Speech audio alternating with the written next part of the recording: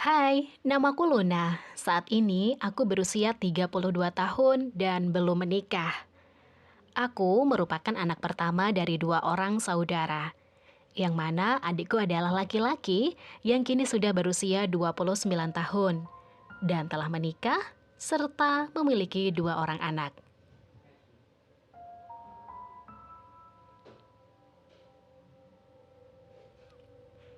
Aku tinggal di salah satu pulau yang terdapat di Provinsi Riau. Daerah tempat tinggalku adalah sebuah desa yang bisa dibilang belum berkembang hingga sekarang kalau dibandingkan dengan daerah lainnya yang terdapat di Riau ini. Kejadian itu bermula saat aku masih duduk di bangku kelas 2 SD, yang mana ayahku yang merupakan seorang petani padi. Awal mula kejadian saat adik ayahku yang datang dari Medan berkunjung ke kediaman kami yang merupakan sebuah gubuk sederhana terbuat dari papan dan beratapkan seng bekas. Saat itu sekitar pukul 10.30 pagi, aku pulang sekolah dan mendapati pamanku sedang duduk mengobrol dengan kedua orang tuaku di ruang tamu yang hanya beralaskan tikar pandan saja. Karena kami masih belum bisa membeli kursi, apalagi sofa, yang disebabkan ayahku hanya seorang petani padi, dan hasilnya hanya cukup untuk memenuhi kebutuhan makan kami sekeluarga hingga hasil panen berikutnya.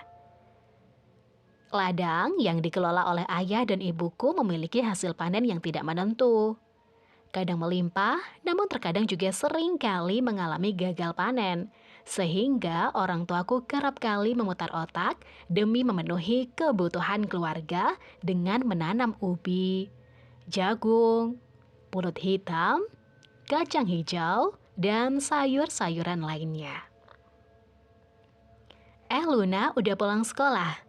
Sini salim sama paman nak, tutur ayahku sambil menarik tangan kananku.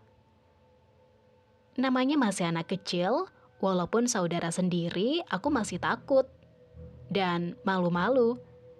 Sambil menyodorkan tanganku, lalu kucium punggung tangan pamanku yang masih bersandar di dinding rumah. Yang mana di hadapannya terdapat beberapa cangkir kopi panas dan kudapan sederhana buatan ibuku.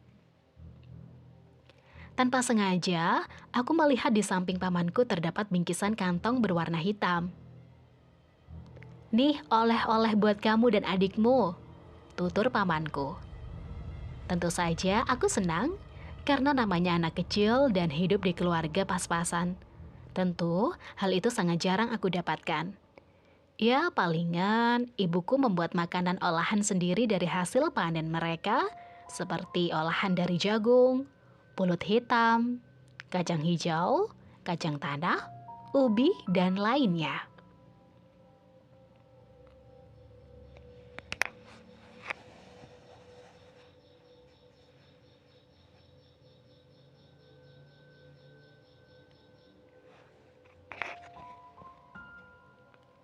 Sekitar sebulan setelah kedatangan pamanku di rumah kami,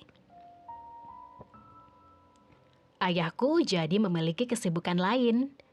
Yang awalnya hanya sibuk berladang dan berkebun di kiri kanan. Sekarang, ayahku mengikuti paman untuk berburu babi hutan yang merupakan musuh petani setempat.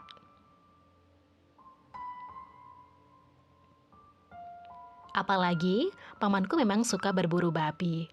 Ya, walaupun tidak untuk dikonsumsi, dikarenakan kami muslim.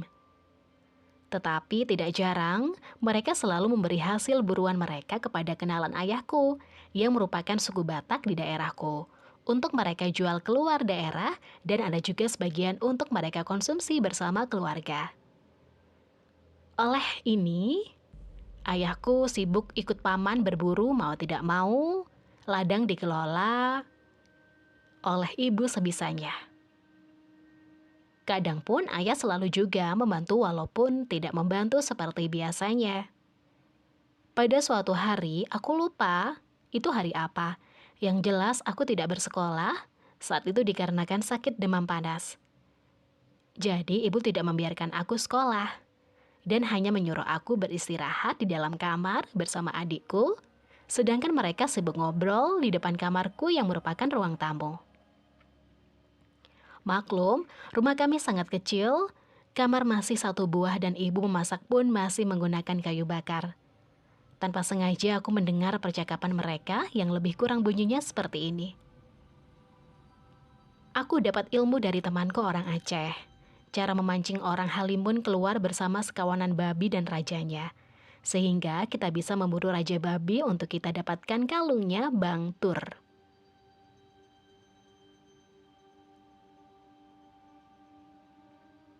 Maksudnya, kata tutur pamanku. Memang, fungsinya untuk apa sih? Tutur ayahku penasaran.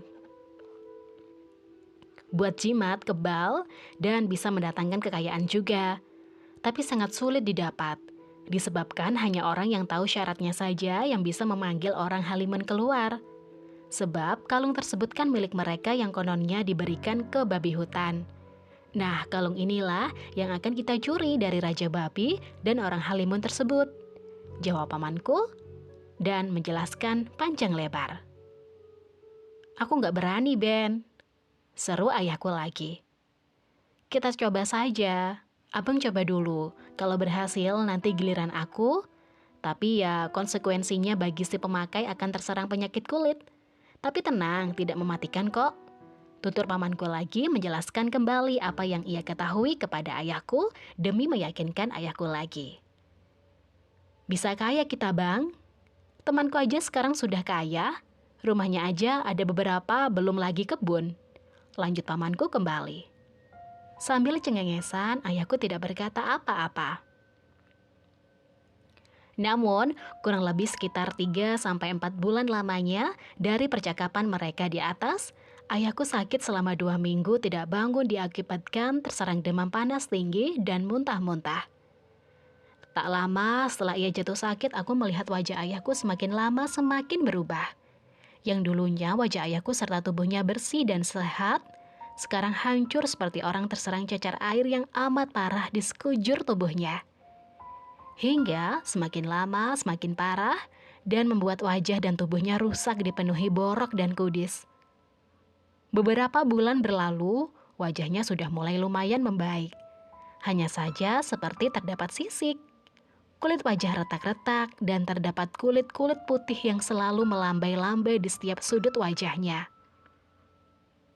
Sementara, pamanku sudah kembali ke Medan beberapa bulan lalu sebelum ayahku terkena penyakit tersebut. Setiap hari, di kantong celana atau baju yang dikenakan ayahku selalu berbekalkan sisir berwarna coklat yang terdapat pegangannya. Bertujuan untuk dijadikan garukan kalau kulitnya merasa gatal-gatal. Tidak jarang dan bahkan hampir setiap melihat wajahku dan adikku, ayahku pasti memohon tolong kami untuk menggaruk dan tubuhnya untuk menggunakan sisir tersebut. Ya, walaupun ayahku jarang bekerja lagi, tetapi entah kenapa tiap tahun setelah ayahku mendapatkan penyakit tersebut dan seterusnya, hasil panen ayahku menjadi berlimpah ruah. Baik padi, pulut, kacang hijau, kacang tanah, ubi, jagung, dan lainnya. Bahkan, ia mampu membeli tanah perkebunan beberapa hektar dengan harga murah dari seorang warga yang terdesak untuk dijual kepada ayahku. Tahun ke tahun, rezeki ayahku makin banjir dan berlimpah ruah, walaupun ayahku sedang sakit dan jarang turun bekerja seperti hal yang dilakukannya dahulu. Namun, hasil panen kami hampir tidak pernah gagal. Bahkan, musuh seperti babi hutan pun tidak berani mendekat di ladang dan kebun milik ayahku. Meskipun di ladang dan kebun milik tetangga ayahku seperti babi dan musuh lainnya makin mengganas. Tetapi tidak dengan ayahku, yang bahkan burung saja hampir tidak terlihat di ladang milik kami. Ada suatu kejadian yang menurutku di luar nalar. Saat itu aku sudah kelas 1 SMP, dan waktu kejadian tersebut terjadi sekitar pukul 10 malam, karena saat itu aku baru hendak tidur. Rumahku yang masih menggunakan pelita minyak tanah disebabkan listrik belum sampai di desa kami masa itu, sama halnya dengan warga lainnya. Mereka pun masih menggunakan pelita minyak tanah sebagai media penerangan di malam hari. Ayah dan ibuku tidur di dalam kamar, sementara aku dan adikku tidur di ruang tamu berdua. Kupandangi wajah adikku yang sudah pulas tertidur. Aku mencoba berusaha memejamkan mata hingga akhirnya aku pun ketiduran. Di saat aku baru saja hendak terlelap, sekitar di balik kelopak mataku, tiba-tiba bercahaya terang serta hawa malam seketika berubah. Aku membuka mata kembali dan sontak aku dikagetkan dengan suatu kejadian mengerikan di depan mataku. Yang mana aku melihat dapur rumahku sudah dilahap api yang sangat besar. Hampir di semua bagian sudut dapur sudah menjalar. Mungkin ini dikarenakan rumahku terbuat dari kayu, sehingga mudah dilahap api dengan cepat. Memang sebelum ibu tertidur tadi, aku tanpa sengaja melihat ibuku sedang memasak sesuatu di tuang tungkur. Maksud aku, di tungku dapur. Mungkin saja saat itu ibuku lupa memadamkan api yang kini menjadi pemicu kebakaran besar. Aku refleks langsung berulang kali mengetuk pintu kamar orang tuaku dengan sangat kencang sehingga mereka langsung terbangun dan ikut terkejut melihat api yang sudah berkobar. Seketika ayahku langsung menyuruh kami keluar rumah. Aku segera menarik adikku yang langsung keluar rumah lewat pintu depan. Sementara ibu langsung sibuk berlari keluar mencari ember untuk mengambil air parit dengan rumah yang penuh karena hujan pada siang harinya. Begitu aku dan adikku keluar dari rumah, tanpa sengaja juga aku melihat pada bagian atas dapur rumahku yang sudah terbakar sesosok makhluk mirip manusia. Di tengah-tengah kobaran api sedang duduk di atap yang dipenuhi api yang kian menyebar ke sisi kanan dan sisi kiri. Makhluk tersebut bertubuh kerdil dan kurus, serta bermata merah tanpa mengenakan busana. Kalau dibayangkan sekarang, orang tersebut lebih kurang hampir karakter Sméagol dalam film The Ring. Setelah melihat ada beberapa warga datang untuk membantu, makhluk tersebut melompat ke arah belakang rumah dan tidak menampakkan diri lagi.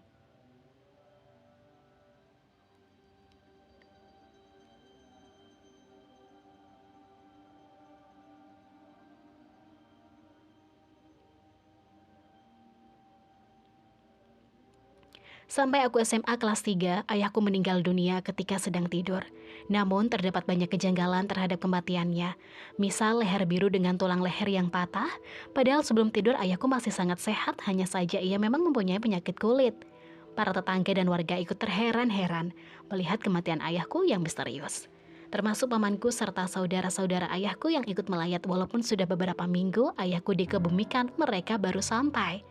Dikarenakan memang dahulu alat komunikasi belum secanggih sekarang ini, maka dari itu butuh waktu berhari-hari jika harus mengetahui suatu kabar berita dari saudara yang tinggal berjauhan. Beberapa bulan setelah kematian ayahku, aku mulai merasakan kehidupan bagai di neraka. Bagaimana tidak, wajahku dan tubuhku yang dahulu sehat kini menjadi hancur dan melepuh-lepuh bagaikan tersiram air panas dan dipenuhi luka borok yang sama seperti ayahku dulu. Rasanya sangat-sangat gatal dan panas, sehingga kulit yang awalnya sehat, kini makin lama makin menghitam dan membusuk. Bahkan aku sering